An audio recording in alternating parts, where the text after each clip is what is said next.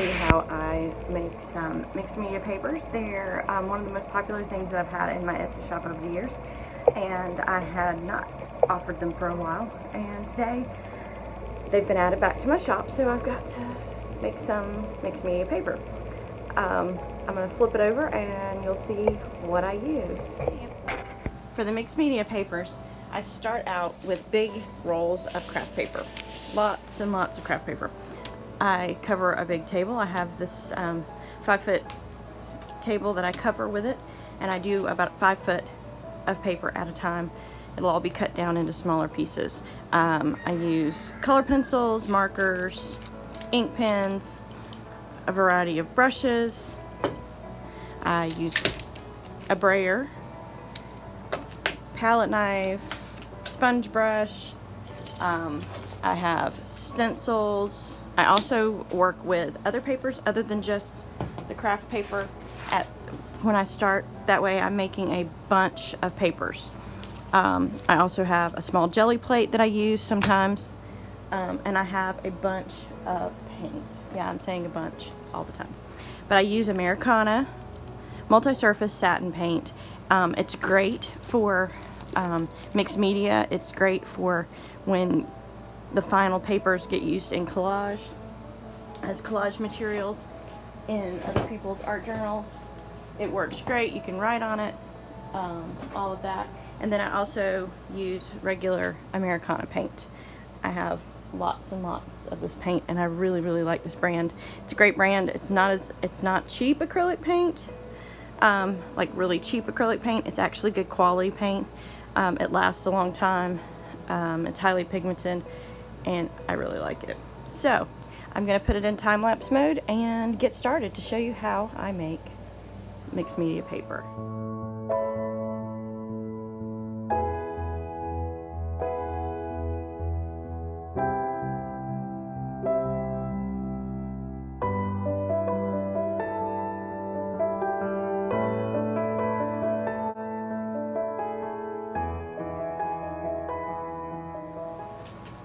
These mixed media papers, these painted papers, are just part of what goes into the kit.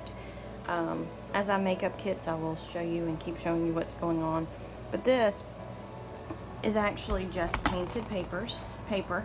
And since it's going to be cut down small, you'll only see little bits of this whole abstract covered in paint page. I need to get some more along the edges, just so that those are not blank. Sometimes I do leave some of it because I do want you to be able to know that it's brown paper underneath. But it's definitely a fun project that I make. And the smaller sheets that I did, I don't put as much on them because, as I said, they are going to be cut down. Most of the sheets in the kit are under 5x6 or 6x6 sheets. So they'll be cut up, and you won't see all of this in one kit. There'll be a mix of painted paper, old dictionary pages, old book pages. That is what these kits are all about. They're a good mix. They do have these painted pages. The painted pages started as me using up what I had in my studio. I always cover my table with butcher paper when I'm getting ready to paint, and it would be what was left, and I didn't want to waste it. But then I had so many people who really liked these painted pages that I started making up the painted sheets, and you saw me use color pencils, markers, paint, brayers, brushes, ink pens, various things have been used on this, and that is the next step of the process. We'll be letting these dry, and then I'll cut these up. I might add a little more doodling on some of the darker, the blank areas, but most of this is what will end up being cut up, and I will show you how I do that. Okay, this is a stack of vintage book pages, dictionary pages, other painted pages, old magazine pages, and I'm talking like great old ephemera that, like very old magazines, like newsprint paper, all kinds of papers are going in this kit. And the kit starts, and I use this 5x7 little glassine envelope. I have my labels, and I have all this, and then I'll start cutting down the big sheet with scissors so that it will fit into my paper trimmer. And I just arbitrarily just start cutting. I don't